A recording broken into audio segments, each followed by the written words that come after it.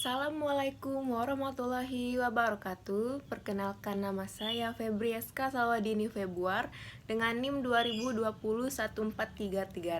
dari kelas 2H PGSD Universitas PGRI Palembang. Saya di sini akan menjelaskan materi dari mind mapping yang telah saya bikin dalam rangka memenuhi tugas UTS konsep dasar IPA 2. Baiklah, bab pertama adalah klasifikasi tumbuhan. Klasifikasi adalah mengelompokkan makhluk hidup ke dalam golongan melalui keseragaman dalam keberagaman. Tujuannya adalah untuk menunjukkan hubungan kekerabatan di antara makhluk hidup. Tumbuhan ada yang memiliki pembuluh angkut dan ada yang tidak memiliki pembuluh angkut. Yang tidak memiliki pembuluh angkut adalah Bryophyta atau tumbuhan lumut. Beberapa contoh dari tumbuhan lumut adalah pertama lumut hati, kedua lumut daun, yang ketiga lumut tanduk. Sedangkan untuk tumbuhan yang memiliki pembuluh angkut, alat reproduksinya ada dua, yaitu spora dan biji. Tumbuhan yang alat reproduksinya adalah spora adalah Pteridophyta atau tumbuhan paku. Beberapa contoh dari tumbuhan paku ini adalah paku purba, paku kawat, paku ekor kuda, dan paku sejati. Sedangkan untuk tumbuhan yang alat reproduksinya adalah biji disebut Spermatophyta atau tumbuhan berbiji. Bentuk dari tumbuhan berbiji itu pun dibagi menjadi dua, yaitu biji terbuka atau gymnospermae dan biji tertutup atau angiospermae. Angiospermae juga memiliki dua keping biji, yaitu yang pertama monokotil, yang kedua adalah dikotil. Contoh tumbuhan monokotil adalah kelapa, padi, dan jagung, sedangkan contoh tumbuhan keping biji dikotil adalah jeruk dan mangga. Ini adalah proses terjadinya fotosintesis, yaitu karbon dioksida di udara masuk melalui stomata. Pada saat yang sama, akar menyerap air dari tanah, kemudian didistribusikan ke seluruh bagian, terutama di bagian daun. Di daun, karbon dioksida dan air berproses dengan sinar matahari menghasilkan glukosa, oksigen, dan air. Proses inilah yang disebut dengan proses fotosintesis. Bab kedua adalah klasifikasi hewan. Kingdom Animalia adalah salah satu kingdom yang memiliki anggota paling banyak dan bervariasi. Animalia memiliki ciri-ciri yang pertama multiseluler, heterotrof, perlu oksigen, bereproduksi secara seksual, dan dewasanya menjadi diploid. Sistem reproduksi pada Animalia terbagi atas aseksual, seksual, dan pategonosis. Sistem reproduksi secara aseksual dimiliki oleh hewan amuba dan hidra. Sistem reproduksi secara seksual dibagi menjadi dua, yaitu internal, contohnya adalah kucing, dan eksternal, contohnya adalah kodok. Yang terakhir adalah partegonesis, yaitu berikut ini contohnya, yaitu lebah dan semut. Animalia atau hewan juga dikelompokkan menjadi beberapa, yaitu yang pertama invertebrata, yaitu terdiri atas ini Ponvera, Coelenterata, cacing pipih, dan cacing gelang. Yang kedua adalah vertebrata, hewan-hewannya adalah Pisces, amfibi, reptilia, aves, dan mamalia. Sistem rangka pada Animalia adalah pertama endoskeleton dan yang kedua exoskeleton. Bab selanjutnya atau bab 3 adalah sistem organ manusia. Sistem organ adalah sekumpulan organ yang bekerja sama untuk melakukan fungsi-fungsi yang lebih kompleks. Dalam melakukan kerjasama ini, setiap organ tidak bekerja sendiri tetapi saling bergantungan dan memengaruhi satu sama lain. Berikut adalah beberapa contoh organ yang ada di tubuh manusia. Organ luar ada hidung, ada mulut, lidah, dan telinga. Organ dalam yang tidak bisa dilihat secara langsung ada jantung, ginjal, dan paru-paru. Beberapa contoh dari sistem organ manusia adalah yang pertama sistem pernapasan yang terdiri atas hidung, laring, trakea, paru-paru. Yang kedua ada sistem saraf yang terdiri dari otak, saraf tepi, sumsum tulang belakang. Yang ketiga ada sistem pencernaan yang terdiri atas mulut, kerongkongan, usus halus, usus besar, rektum, dan anus. Yang terakhir ada sistem ekskresi, yaitu organ-organnya adalah paru-paru, ginjal, kulit, dan hati. Ini jantung berfungsi untuk memompah darah melalui pembuluh darah dengan kontraksi ritmi yang berulang. Ginjal berfungsi untuk menjaga keseimbangan kimiawi tubuh dengan mengeluarkan produk lembek dan kelebihan cairan dalam bentuk urin. Yang ketiga adalah paru-paru yang berfungsi untuk menyediakan oksigen dari udara yang dihirup ke aliran darah untuk menghembuskan karbon dioksida. Kita lanjut ke bab 4, sistem koordinasi dan alat indera. Sistem koordinasi adalah sistem yang memerintahkan organ-organ tubuh untuk bekerja sama dalam mendukung fungsi tubuh agar dapat bekerja dengan baik. Contohnya adalah sistem saraf. Sistem saraf dibangun oleh sel-sel saraf, sel khusus penghasil pesan-pesan yang disampaikan dari suatu bagian tubuh ke bagian lain. Berikut ini adalah contoh gambar dari sel saraf, dari sistem saraf ini. Terus alat indera. Alat indera adalah bagian yang berfungsi untuk menerima setiap rangsangan dari luar. Beberapa contohnya adalah mata yang merupakan indera penglihatan, telinga yang merupakan indera pendengar, hidung yang merupakan indera penciuman, dan lidah yang merupakan indera perasa. Rangsangan dapat diterima dari luar atau eksteroseptor seperti bau, rasa, sentuhan, cahaya, suhu, tekanan.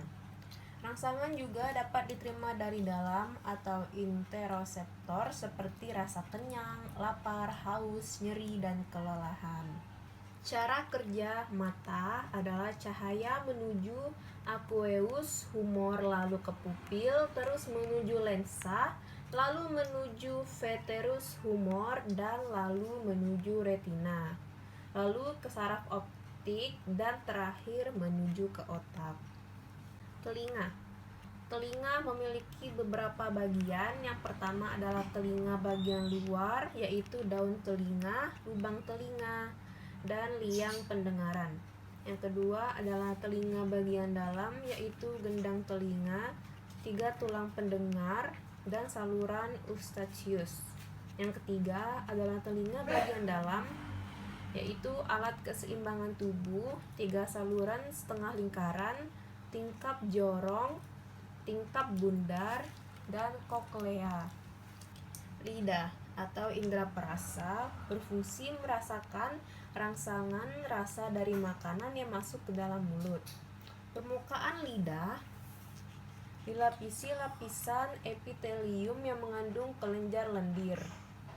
Pada lidah terdapat 3 macam papila, yaitu papila benang, papila jamur, dan papila melingkar. Hidung atau indera penciuman. Indera pembau terletak pada rongga hidung bagian atas, terdiri dari sel penyokong dan pembau. Hidung terdiri atas 2 bagian, yaitu lubang hidung dan rongga hidung. Kita masuk ke materi kelima, yaitu sistem gerak manusia. Sistem gerak manusia berupa rangka tubuh manusia, yaitu susunan tulang dengan sistem tertentu terletak di dalam tubuh dan dilindungi oleh otot dan kulit. Sistem gerak manusia mempunyai fungsi rangka, yaitu 1. Menegakkan tubuh, 2. Memberi bentuk khas pada tubuh, yang ketiga alat gerak pasif, dan terakhir melekatnya otot. Anggota gerak atas pada sistem gerak manusia adalah tulang lengan atas, pengumpil, dan hasta. Sedangkan tulang badan adalah tulang belakang, tulang dada, tulang rusuk, tulang bahu, dan tulang panggul. Berikut ini adalah beberapa contoh dari sistem gerak manusia. Ini adalah contoh tulang hasta dan tulang pengumpil yang ada di anggota gerak atas. Ini adalah tulang bahu yang ada di bagian tulang badan. Di sini ada bagian-bagiannya, yaitu di sini ada scapula, di sini ada humerus, di sini ada clavicula. Ini adalah sendi, persendian. Ini adalah sendi geser dan ini adalah sendi putar. Bab 6 atau sistem pencernaan.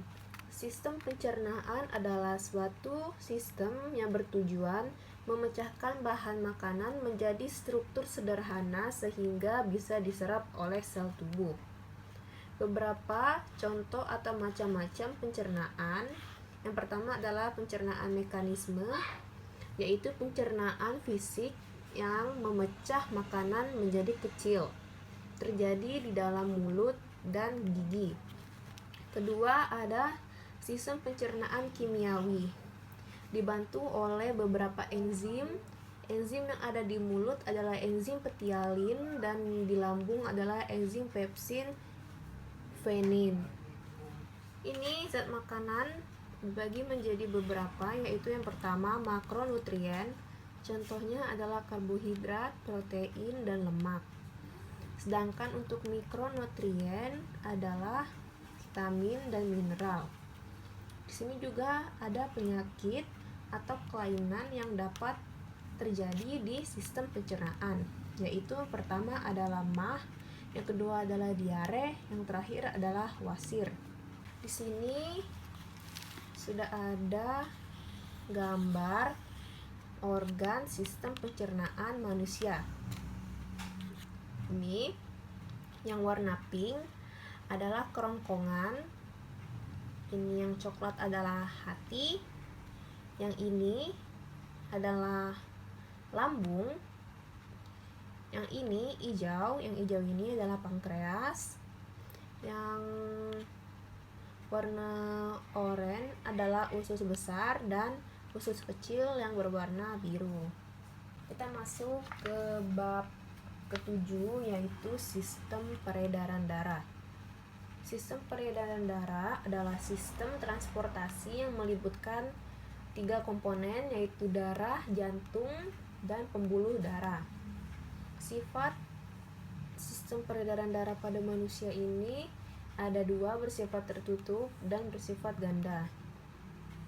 Beberapa organ dari sistem peredaran darah adalah pertama pasti darah, yang kedua adalah pembuluh darah, yang terakhir adalah jantung. Terus di sini beberapa contoh dari pembuluh darah adalah pembuluh darah arteri dan vena. Sedangkan untuk darah adalah plasma darah, enterosit, leukosit, dan trombosit. Di sini sudah saya gambarkan skema sistem peredaran darah. Sudah saya tuliskan juga di sini. Sini adalah peredaran darah besar. Bisa dilihat nomornya. Di sini juga ada. Di sini peredaran darah kecil. Bisa dilihat juga di sini. Yang warna biru ini banyak darah yang mengandung O2, sedangkan yang berwarna coklat banyak darah yang mengandung CO2. Sistem peredaran darah juga memiliki beberapa penyakit yang bisa menyerang, yaitu pertama hipertensi, yang kedua stroke, yang terakhir adalah serangan jantung. Sistem reproduksi pada manusia dibagi menjadi 2, yaitu pada pria dan pada wanita. Pada pria ada organ bagian luar dan bagian dalam. Organ bagian luar adalah penis dan skrotum, sedangkan untuk bagian dalam ada testis, epididymis, vas deferens, saluran ejakulasi, dan uretra. Sistem reproduksi pada wanita juga memiliki dua bagian, yaitu bagian luar dan bagian dalam. Contoh organ bagian luarnya adalah vagina dan vulva, sedangkan untuk bagian dalam adalah ovarium, fimbriae, infundibulum, tuba fallopi, oviduk, uterus, serviks, saluran vagina, dan klitoris.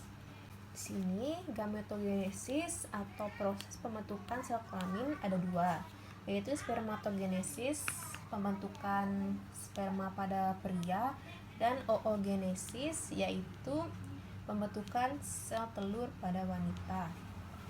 Di sini sudah saya gambarkan contoh dari sistem reproduksi atau organ sistem reproduksi pada wanita. Di sini ada tuba fallopi berjumlah 2. Di sini di tengah adalah rahim.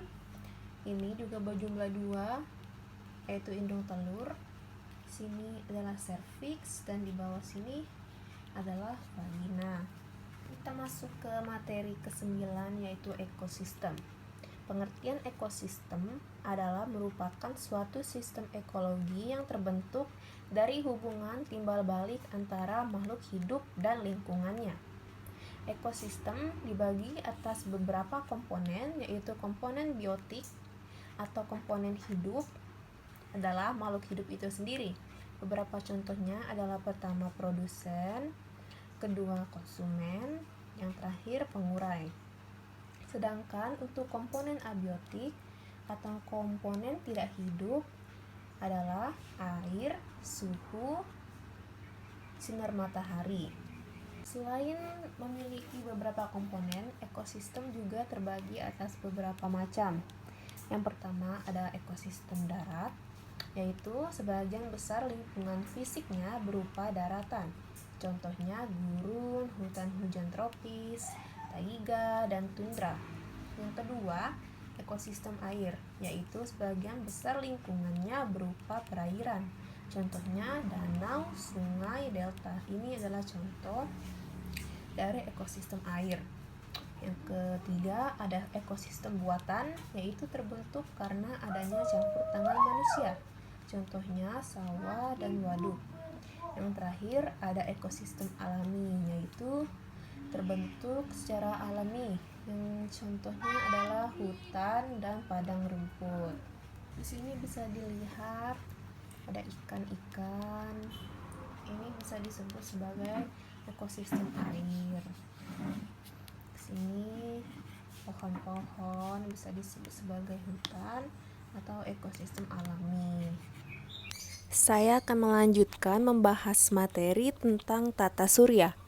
Tata surya adalah semua benda yang ada di langit seperti kumpulan planet, meteor, atau objek lain yang mengorbit matahari, termasuk planet bumi tempat kita tinggal. Anggota dari tata surya di sini ada bulan, bintang, meteor, asteroid, dan komet. Tata surya memiliki beberapa planet, yaitu yang pertama Merkurius, yaitu planet terkecil dan tidak punya satelit. Yang kedua adalah Venus, yang disebut juga sebagai bintang fajar. Yang ketiga adalah Bumi, yaitu tempat kita tinggal, memiliki satelit yaitu bulan. Yang keempat adalah Mars, yang juga disebut sebagai planet merah. Yang kelima ada Jupiter, yaitu planet yang terbesar. Yang keenam adalah Saturnus, yaitu planet kedua yang paling terbesar. Yang ketujuh ada Uranus yang memiliki 20 satelit, dan terakhir ada Neptunus, yaitu revolusinya 164,8 tahun. Matahari terbagi atas 3, yaitu yang pertama bagian dalam. Bagian dalam juga memiliki 3 bagian lagi, yaitu yang pertama daerah radioaktif, yang kedua daerah konveksi, yang ketiga ada termonuklir.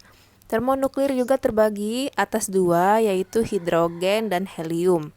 Yang kedua ada permukaan.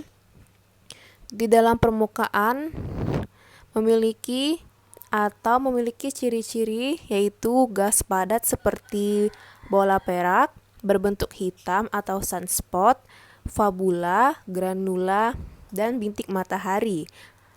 Bintik matahari juga terbagi atas dua, yaitu atas umbra dan penumbra. Yang terakhir ada kromosfer, dan juga dibagi menjadi dua, yaitu korona dan bro.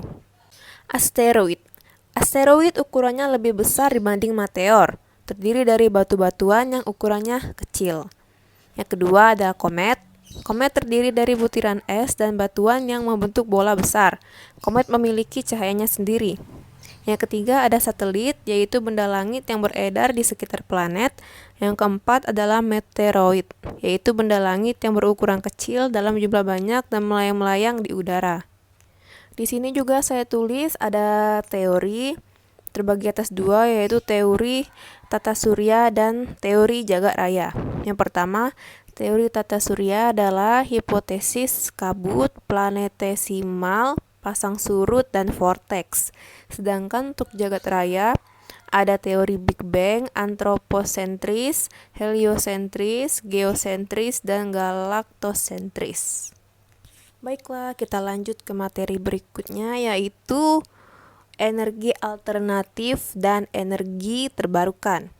Sebenarnya energi alternatif dan energi terbarukan itu adalah sama, yaitu merupakan energi yang pengganti bahan bakar fosil. Adapun beberapa manfaat dari energi alternatif dan energi terbarukan ini adalah yang pertama, sumber energi tak terbatas, hemat sumber daya dan uang, meminimalisir efek rumah kaca, dan menciptakan lapangan kerja. Energi alternatif dan energi terbarukan memiliki kelebihan dan juga kekurangan. Yang pertama kita akan bahas tentang kelebihannya, yaitu tahan lama, tidak mencemari lingkungan, dan jumlahnya yang banyak. Sedangkan untuk kekurangannya, yaitu peralatannya yang mahal, dipengaruhi oleh mesin dan penggunaan alat yang rumit. Di sini ada beberapa contoh. Yang pertama adalah matahari, yang kedua ada air, dan terakhir ada angin. Kita sampai di materi yang terakhir adalah bioteknologi. Pengertian dari bioteknologi adalah cabang ilmu yang mempelajari tentang pemanfaatan makhluk hidup maupun produk dari makhluk hidup dalam proses produksi untuk menghasilkan barang dan jasa. Bioteknologi memiliki beberapa macam, yaitu yang pertama konvensional dan kedua adalah modern. Bioteknologi konvensional juga dibagi menjadi dua, yaitu yang pertama bagian makanan, yaitu contohnya yogurt dan tempe. Yang kedua dalam bidang pertanian, yaitu hidroponik dan aeroponik. Sedangkan untuk modern, bagian modern yaitu dibagi juga menjadi dua, yaitu bidang pertanian. Di bidang pertanian ada tumbuhan tahan hama, dan terakhir ada rekayasa genetika. Di situ ada tumbuhan pengikat nitrogen. Bioteknologi juga pasti memiliki dampak positif dan dampak negatif. Kita akan bahas dampak positifnya dulu. Yang pertama, membantu manusia menemukan bahan pangan baru. Yang kedua adalah membantu kedokteran mengatasi penyakit atau kelainan tertentu. Sedangkan untuk dampak negatifnya adalah reaksi alergi pada manusia yang mengkonsumsi dan gangguan keseimbangan pada ekosistem. Baiklah, itulah beberapa materi dari tugas mind mapping yang telah saya bikin untuk memenuhi tugas UTS konsep dasar IPA 2. Apabila ada salah kata dalam penyampaian maupun salah gambar, saya mohon maaf yang sebesar-besarnya. Kepada Ibu dosen pembimbing, Ibu Sylvia Lara Syaflin, saya berterima kasih dan mohon maaf apabila ada salah kata. Terakhir saya ucapkan wabillahi taufiq wal hidayah. Wassalamualaikum warahmatullahi wabarakatuh.